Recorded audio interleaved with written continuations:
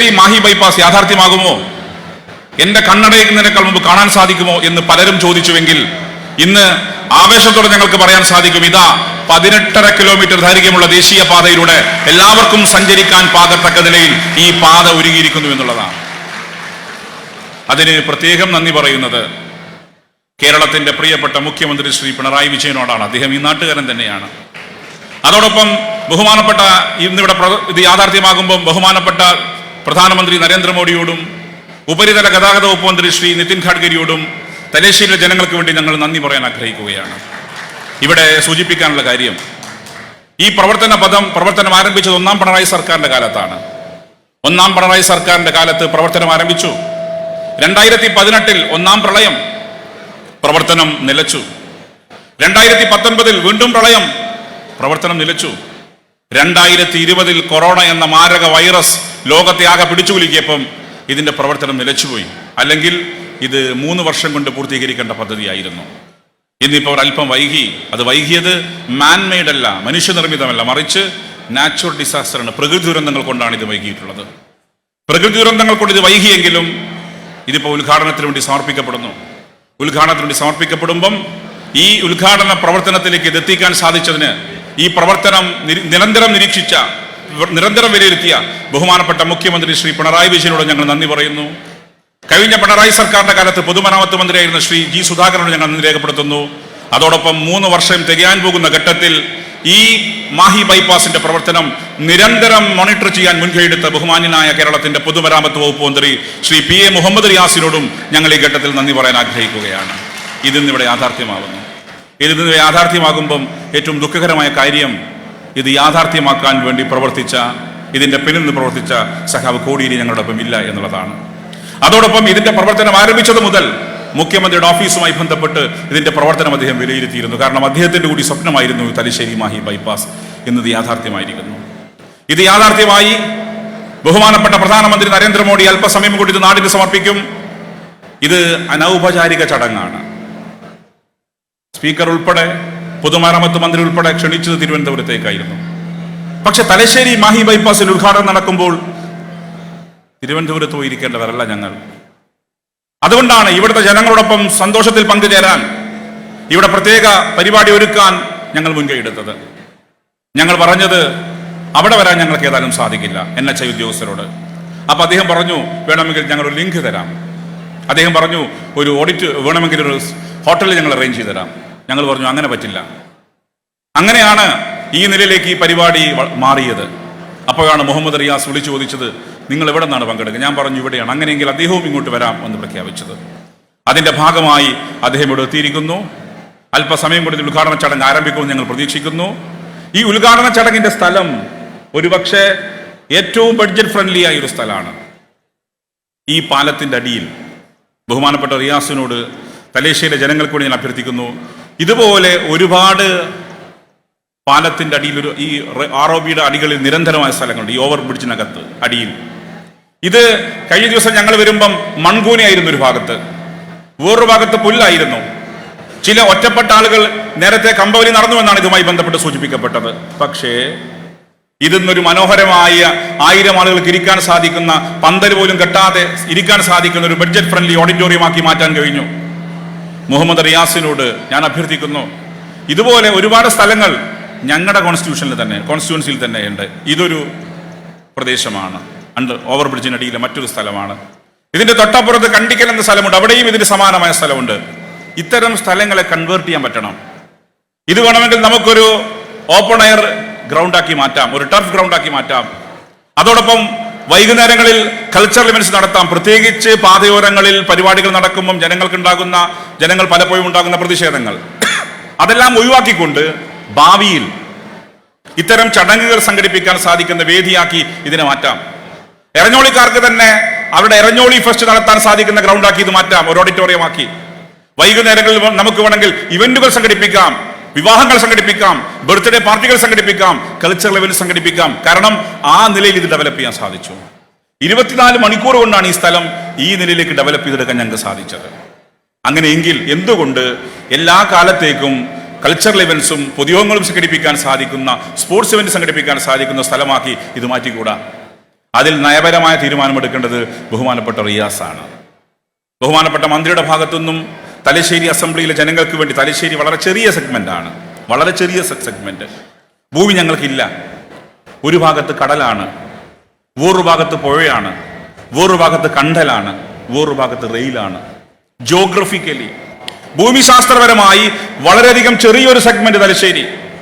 ഇതുപോലെ ചില സെഗ്മെന്റുകൾ കേരളത്തിലെമ്പാടുമുണ്ട്. ഞങ്ങൾക്കിപ്പോ പൊന്നും വില കൊടുത്ത് ഭൂമി വാങ്ങിച്ച് സ്റ്റേഡിയം ഉണ്ടാക്കാൻ സാധിക്കില്ല. പൊന്നും വില കൊടുത്ത് ഭൂമി വാങ്ങിച്ച് ഞങ്ങൾക്ക് വേണമെങ്കിൽ കൾച്ചർ പരിപാടി നടത്താൻ പൊതു ഇടങ്ങൾ ഉണ്ടാക്കാൻ സാധിക്കില്ല. അതുകൊണ്ട് ഇത് ഒരുപക്ഷെ നാം ഉപയോഗിക്കുന്നില്ലെങ്കിൽ ആന്റി സോഷ്യൽസുള്ള സാമൂഹിക വിരുദ്ധ പ്രവർത്തകരുടെ താവളമായി മാറും. അതുകൊണ്ട് ബഹുമാനപ്പെട്ട മന്ത്രിയോട്, ഇത്തരം ചില കേന്ദ്രങ്ങൾ തലശ്ശേരി മണ്ഡലത്തിൽ തന്നെയുണ്ട്. തൊട്ടപ്പുറത്ത് കണ്ടിക്കൽ, അങ്ങോട്ടേക്ക് പോകുമ്പോൾ ചൊക്ലിയുടെ ഭാഗം, ഇത്തരം സ്ഥലങ്ങളെല്ലാം റീകൺവേർട്ട് ചെയ്ത് സ്റ്റേഡിയം ആക്കിയോ ടർഫ് ഗ്രൗണ്ട് ആക്കിയോ പൊതുയിടങ്ങളാക്കുകയോ മാറ്റിത്തരാൻ ബഹുമാനപ്പെട്ട മന്ത്രി മുൻകൈയെടുക്കണം എന്ന് തലശ്ശേരി ജനങ്ങൾക്ക് വേണ്ടി ഞാൻ വളരെ വിനയത്തോടെ അഭ്യർത്ഥിക്കാൻ ആഗ്രഹിക്കുകയാണ്. സുദീർഘമായ പ്രസംഗത്തിന് പ്രസക്തിയില്ല. ഏതായാലും വളരെയധികം സന്തോഷകരമായ നിമിഷത്തിൽ നാം ഇവിടെ നിൽക്കുന്നു. മാഹി ബൈപ്പാസിന്റെ പ്രത്യേകത, തലശ്ശേരി മാഹി ബൈപ്പാസിന്റെ പ്രത്യേകത പലരും തെറ്റിദ്ധരിച്ചിരിക്കുക. ചില പത്രക്കാർക്ക് പോലും അറിയില്ല എന്താ ബൈപ്പാസ്. ബൈപ്പാസ് ആണ്. തലശ്ശേരി നഗരത്തെയും മാഹിയെയും ബൈപ്പാസ് ചെയ്യുന്നു.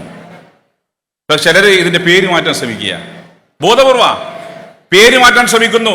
അതെങ്ങനെയാ? രണ്ട് നഗരത്തെ ബൈപ്പാസ് ചെയ്യുമ്പം അത് നഗരത്തിന്റെ പേരിടണ്ടേ? രണ്ട് നഗരത്തെ ബൈപ്പാസ് ചെയ്യുന്നു, അതാണ് ബൈപ്പാസ്. അല്ലെങ്കിൽ ദേശീയപാത എന്ന് വിളിക്കില്ലേ? എന്തുകൊണ്ടാണ് ഇതിനെ ബൈപ്പാസ് എന്ന് വിളിക്കുന്നത്? രണ്ട് നഗരങ്ങളെ ബൈപ്പാസ് ചെയ്ത് ദേശീയപാതയിലേക്ക് എത്തുന്നു, അതുകൊണ്ടാണ് ഇത് ബൈപ്പാസ് ആകുന്നത്. പക്ഷേ ചിലർ ചിലരുടെ മനസ്സിനകത്ത് കുത്തിവെക്കാൻ ശ്രമിക്കുന്നു, തലശ്ശേരിയുടെ പ്രാധാന്യം ഇല്ലാക്കാൻ ശ്രമിക്കുക. ഇതിന്റെ recordically name Thalassery Mahe bypass തന്നെയാണ്. തലശ്ശേരി നഗരത്തെയും മാഹിയെയും ബൈപ്പാസ് ചെയ്തുകൊണ്ട് 18.5 കിലോമീറ്റർ 10-15 മിനിറ്റ് കൊണ്ട് നിങ്ങൾക്ക് അയ്യൂരിലെത്താൻ സാധിക്കുന്നു. തലശ്ശേരി നഗരത്തിലെ ഗതാഗത കുരുക്കിന് പരിഹാരം ഉണ്ടാകുന്നു. മാഹിയിലെ ബോട്ടിൽ നെക്കാണ് മാഹി, അതിലെ പ്രശ്നങ്ങൾക്ക് പരിഹാരം ഉണ്ടാകുന്നു. വളരെ എളുപ്പത്തിൽ കണ്ണൂരിൽ നിന്ന് കോഴിക്കോടേക്ക് പോകാൻ സാധിക്കുന്നു. ബഹുമാനപ്പെട്ട മുഹമ്മദ് റിയാസ്, അദ്ദേഹം NH-ന്റെ പ്രവർത്തനങ്ങൾ വിലയിരുത്തുമ്പോൾ ചില ഘട്ടങ്ങളിൽ ഞാനും ഉണ്ടായിരുന്നു. 2025 കാസർഗോഡ് നിന്നും തിരുവനന്തപുരത്തേക്ക് അതിവേഗത്തിൽ എത്താൻ സാധിക്കുന്ന രീതിയിലേക്ക് ഈ ദേശീയപാത വികസനം നടപ്പിലാക്കാൻ സാധിക്കുമെന്ന വിശ്വാസമാണ്. അദ്ദേഹം ശുഭാപ്തി വിശ്വാസത്തോടെ മുന്നോട്ട് പോകുന്നു. അതിന് ജനങ്ങൾ എല്ലാ പിന്തുണയും കൊടുക്കണം. ഇവിടെ തലശ്ശേരി മാഹി ബൈപ്പാസ് യാഥാർത്ഥ്യമാകുമ്പം സർവീസ് റോഡിന്റെ പ്രവർത്തനങ്ങൾ 90% പൂർത്തിയായി. ചില ഒറ്റപ്പെട്ട കേന്ദ്രം. എന്താ കാരണം? ഒറ്റപ്പെട്ടതിന് കാരണം നമ്മൾ തന്നെയാണ്. ഇതിനെ പറയാ MCW എന്ന മെയിൻ കാരേജ് വേ എന്നാണ്. മുഴപ്പിലങ്ങാട് മുതൽ അയ്യൂർ വരെയുള്ള ഭാഗത്ത് പറയാ. ദേശീയപാതയുടെ നിർമ്മാണത്തിന്റെ ഭാഗമായി ഏറ്റെടുത്തിരിക്കുന്ന EKK സംബന്ധിച്ചിടത്തോളം MCW ആണ് ഫോക്കസ്, മെയിൻ കാരേജ് വേ. അതിനപ്പുറത്ത് സർവീസ് റോഡ് അവരുടെ പ്രയോറിറ്റി ലിസ്റ്റിലേ അല്ല. ഞങ്ങൾ സമ്മർദ്ദം ചെലുത്തിയും ഈ MCWയുടെ ഭാഗമായ സർവീസ് റോഡുകൾ പൂർത്തീകരിക്കാൻ സഹായിക്കണമെന്ന് അഭ്യർത്ഥിച്ചു. ചിലരുടെ വാശിയ, പണം നിങ്ങൾ വെക്ക് അപ്പൊ ഭൂമി തരാന്ന. പണം നിങ്ങൾ ഞങ്ങളുടെ അക്കൗണ്ടിലേക്ക് ഡെപ്പോസിറ്റ് ചെയ്താൽ ഞങ്ങൾ ഭൂമി തരും. MLA നിലക്ക് ഞങ്ങൾ പോയി, കൗൺസിലർമാർ പോയി അഭ്യർത്ഥിച്ചു, ഭൂമി ഇതാ, ഞങ്ങളിവിടെ ജീവിക്കുന്നവരാണ്, നിങ്ങൾ ഞങ്ങളെ വിശ്വാസത്തിലെടുക്ക്. തയ്യാറല്ല. ചിലർക്ക് ഭൂമിയിലെ പണം വാങ്ങിച്ചു, അവർ അക്കൗണ്ടിലേക്ക് മാറ്റി. പക്ഷേ ഞങ്ങൾക്ക് വീട് ചുറ്റാൻ സ്ഥലമില്ല. ഇതിന്റെ ദുരിതം ആരനുഭവിക്കേണ്ടി വരുന്നത്? അതത് പ്രദേശത്തെ ആളുകളാ. അതത് പ്രദേശത്തെ ആളുകൾ ഇതിന്റെ ദുരിതം അനുഭവിക്കേണ്ടി വരും. അപ്പൊ സർവീസ് റോഡിലെ ചില ഇടങ്ങൾക്കകത്ത് ചില തടസ്സങ്ങളുണ്ട്. ആ തടസ്സങ്ങൾ മാറ്റാൻ ഞങ്ങളോടൊപ്പം, ഞങ്ങളുടെ കൂടെ നിൽക്കണം എന്നാണ് വിനയത്തോട് അഭ്യർത്ഥിക്കുന്നത്. അല്ലെങ്കിൽ ദേശീയപാതക്കാർ 2 കൊല്ലം കഴിഞ്ഞ് ഉറങ്ങു പോകും. പിന്നെ ദുരിതം പേറേണ്ടി വരിക നമ്മളായിരിക്കും. അതുകൊണ്ട് ഭൂമി ഏറ്റെടുക്കൽ പ്രക്രിയ ചിലയിടങ്ങളിൽ, ഭൂമി ഏറ്റെടുക്കൽ എന്ന് പറയുമ്പം MCWന്റെ ഭൂമി ഏറ്റെടുക്കലല്ല, മറിച്ച് സർവീസ് റോഡിന്റെ ഭൂമി ഏറ്റെടുക്കല. ഓരോ ഘട്ടത്തിൽ ഇത് 1516 കോടിയായി ഇപ്പൊ ഈ പ്രോജക്ട് എത്തി നിൽക്കുമ്പോൾ 1516 കോടിയിൽ മിക്കവാറും ഭൂമി ഏറ്റെടുക്കൽ തന്നെയാ. അപ്പൊ അതുകൊണ്ട് ചില ഒറ്റപ്പെട്ട തടസ്സങ്ങൾ ഇതുമായി ബന്ധപ്പെട്ടുണ്ട്. അതെല്ലാം പൂർണ്ണമായും പരിഹരിക്കപ്പെടും എന്ന് തന്നെയാണ് വിശ്വാസം. ഇവിടെ കണ്ടുകൊണ്ടിരിക്കുന്ന പ്രവണത, ഇന്നലെയും മെനഞ്ഞാന്നും അതിന് തലേ നോക്കുക ഒരുപാട് ആളുകൾ സഞ്ചരിക്കുക. നമ്മൾ ഓരോരുത്തരും ജാഗ്രതയോടെ സഞ്ചരിക്കണം. ഇപ്പൊ കഴിഞ്ഞ ദിവസം ഒരാള് റോങ് സൈഡിൽ കയറി, എന്നിട്ട് പറയാ ഞാൻ ഈ നാട്ടിലുള്ള ആളാ, റോങ് സൈഡിൽ കയറി വണ്ടി ഇടിച്ചാൽ നാട്ടിലുള്ള ആൾ മരിക്കൂലേ? റോങ് സൈഡിൽ കയറണം. നിങ്ങൾ വാഹന വേഗത്തിൽ വരികയാ, അങ്ങനെ ഇങ്ങോട്ട് കോഴിക്കോട് ഭാഗത്തേക്ക് ഇതാണ് റോഡ്, കോഴിക്കോട് നിന്ന് കണ്ണൂർ ഭാഗത്തേക്ക് അതാ റോഡ്. റോങ്ങിൽ കയറി വരുന്ന ഡ്രൈവറോട് തട്ടിക്കയറിയ ഞങ്ങൾ ഈ നാട്ടിൽ ജീവിക്കുന്ന ആളാ. അപ്പോ ട്രാഫിക് സിസ്റ്റം ഫോളോ ചെയ്യാൻ തയ്യാറാവുന്നില്ലെങ്കിൽ, ട്രാഫിക് നിയമങ്ങൾ പാലിക്കാൻ തയ്യാറാവുന്നില്ലെങ്കിൽ അപകടത്തിൽപ്പെട്ട് ജീവൻ പോകുന്നു നമ്മളാ. അതോടൊപ്പം ഇവിടെ തന്നെ കണ്ടെന്താ, ഈ കോഴിക്കോട് ഭാഗത്തേക്ക് പോകുന്നവർ കയറേണ്ട വഴിയാണിത്. ഈ കയറേണ്ട വഴി തന്നെ ആളിങ്ങോട്ട് ഇറങ്ങാൻ ശ്രമിക്കും, അപ്പൊ ഇവിടെ ബ്ലോക്ക് ആവും. ഇതല്ല ഇവിടെ പറയാൻ കാരണം എന്താ? ഈ ബൈപ്പാസ് ഉദ്ഘാടനം ചെയ്യപ്പെടുമ്പം അപകടങ്ങൾ ഒഴിവാക്കാൻ വേണ്ടിയാ. അപ്പൊ വളരെ ജാഗ്രതയോടുകൂടി ദേശീയപാതയുടെ പണി പൂർത്തീകരിച്ച്, NH ബൈപ്പാസിന്റെ പണി പൂർത്തീകരിച്ച് ഇവിടെ ഉദ്ഘാടനം ചെയ്യപ്പെടുമ്പം ഈ എന്നെ ശ്രമിക്കുന്നവരെങ്കിലും ട്രാഫിക് നിയമങ്ങൾ പാലിക്കാൻ തയ്യാറാവണം. പോലീസ് ഉദ്യോഗസ്ഥരോട് ഞങ്ങൾ അഭ്യർത്ഥിച്ചിട്ടുണ്ട്, കുറച്ച് ദിവസം ശക്തമായ പോലീസ് ആക്ഷൻ ഉണ്ടാവണം, അല്ലെങ്കിൽ തുടക്കത്തിൽ തന്നെ അപകടങ്ങൾ ഉണ്ടാകും. അപകടങ്ങൾ ഒഴിവാക്കാൻ 100ഉം 120ഉം അതിലും ഏറെ വേഗത്തിലാണ് ഈ പാതയിലൂടെ സഞ്ചരിക്കുന്നത്. 3 ട്രാക്കാ. വേഗത്തിൽ പോകുന്ന ട്രാക്കിലൂടെ വേഗത്തിൽ തന്നെ പോകണം. അതിൽ മെല്ലെ പോയി കഴിഞ്ഞാൽ വണ്ടി ഇടിച്ചു തെറിപ്പിക്കും.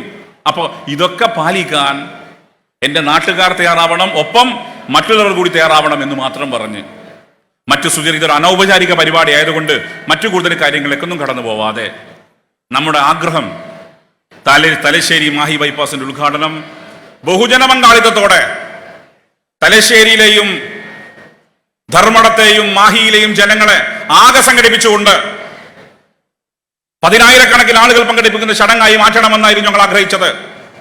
ഞങ്ങളോട് NHA പറഞ്ഞത് പ്രൈം മിനിസ്റ്റർ പങ്കെടുക്കുമെന്നായിരുന്നു, ഞങ്ങൾ ആഗ്രഹിച്ചെന്നും അദ്ദേഹം വരുമെന്നായിരുന്നു. പക്ഷേ അദ്ദേഹവും നിതിൻ ഗഡ്കരിയും എല്ലാം പങ്കെടുക്കുന്നത് വീഡിയോ കോൺഫറൻസിങ്ങിലാണ്. ഞങ്ങളോട് പറഞ്ഞത് നിങ്ങൾ തിരുവനന്തപുരത്ത് പങ്കെടുക്കണം എന്നാണ്. പക്ഷേ എന്നിരുന്നാലും ഞങ്ങളുടെ ഒരു ആഗ്രഹം നടപ്പിലായില്ല. അതുകൊണ്ടാണ് വളരെ ചുരുങ്ങിയ സമയം കൊണ്ട് ഇത്രയും ആളുകളെ സംഘടിപ്പിച്ചുകൊണ്ട് ഈ ചടങ്ങ് സംഘടിപ്പിക്കാൻ ഞങ്ങൾ നിർബന്ധിതമായത്. ഏതായാലും ഞങ്ങളുമായി സഹകരിച്ച് ഈ പ്രദേശത്തെ ജനങ്ങളോടെല്ലാം വിദ്യാർത്ഥികളോടുമെല്ലാം തലശ്ശേരി MLA നന്ദി പറഞ്ഞുകൊണ്ട് മറ്റു കൂടുതൽ കാര്യങ്ങളിൽ കടന്നു പോവാതെ